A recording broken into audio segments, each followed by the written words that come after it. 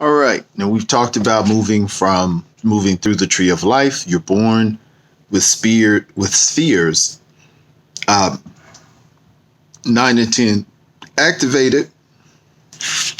Sphere 8 are your technology and commerce, which is basically civilization. Sphere 7 is your scientific and artistic invention. Now, spheres 10 and 10 is your physical being. 9 is your ability to learn. So your first 28 years, you're just learning what goes on in society. Now you have two ways of learning.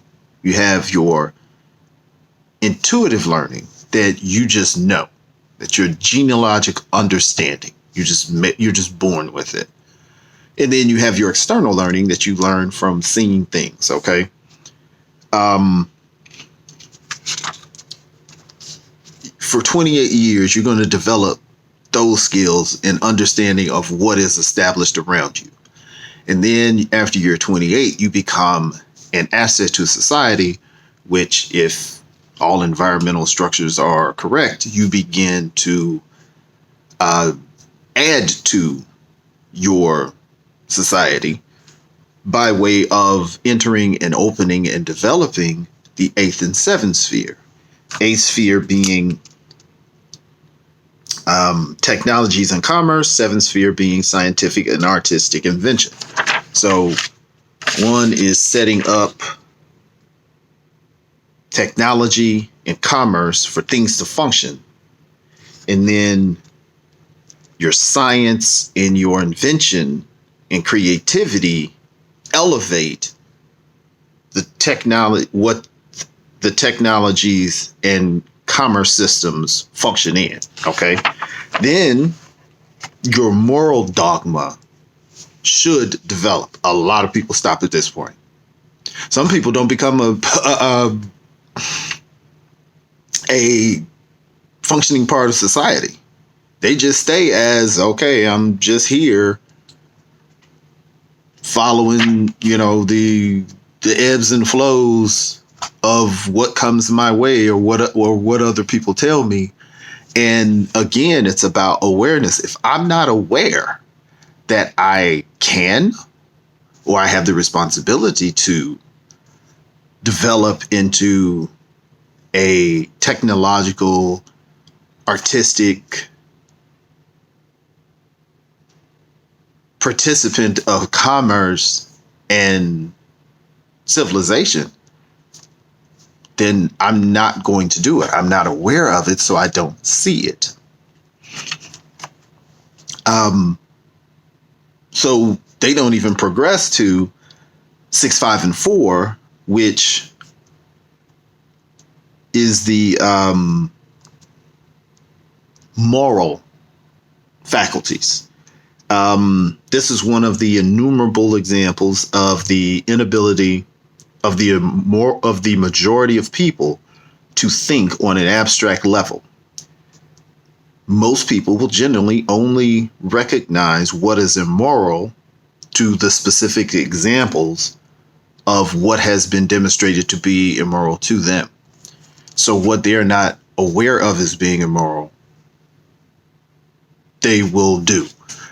Whereas Black people today, or Native Americans or Mexicans who had their land stolen from them and then are barred from entering the land that was taken from them. Native Americans who are reserved to reservations on land that was taken from them. Black people who are economically marginalized, whose labor built the country that they are being marginalized in. It's obvious to them that this is of low moral fiber to function and benefit from a system like that. But to good and bad white people, in many, many cases, that level of understanding is not there because they're not aware of that being immoral. because the benefit or privilege that is derived from that has outweighed a sincere reality of evaluating it. So they have purposely not gained a higher level of understanding in that area because it's beneficial. But when an individual develops the faculty of the third sphere, he or she has the ability to influence events in the environment through the use of words. An example, the person shares in the omnipotence of the Supreme Being. You have aligned yourself with the energy of life, of nature. Now, it may not be to the same magnitude, but it is of the same quality. A perfect example is the cells in your body can be completely aligned with the functioning of what your body needs, but that cell is not equivalent to you. That is a very minute part of you, but it is a replication of you that makes up you. If we could find our energy being that minute part of the universe, which is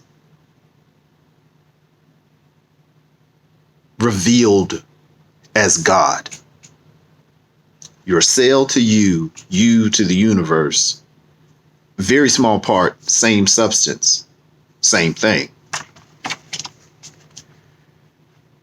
The second sphere, faculty, enables the person to intuitively understand all of life's situations. Now, it's levels to this. So this stuff doesn't sound like mumbo jumbo.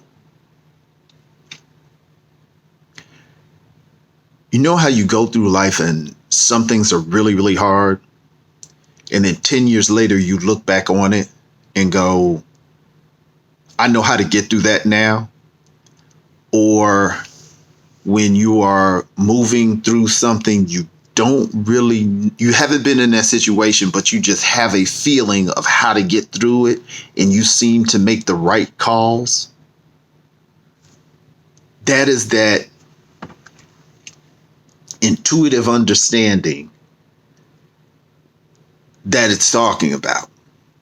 And once you have an understanding of time and meditation, that you can meditate to your future self to advise your younger self or your present self in your current situation, just like you can meditate on your former self and advise your present self can advise your past self on things to do to make your present situation better.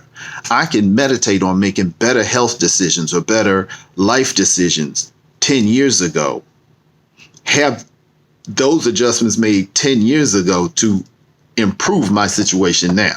Oh man, that's totally crazy. That doesn't make any sense. Ever seen a situation that you would go, I never would have thought I would have been here 10 years ago? If you'd have told me I would have been ... I would have told you no way. It is possible that at some point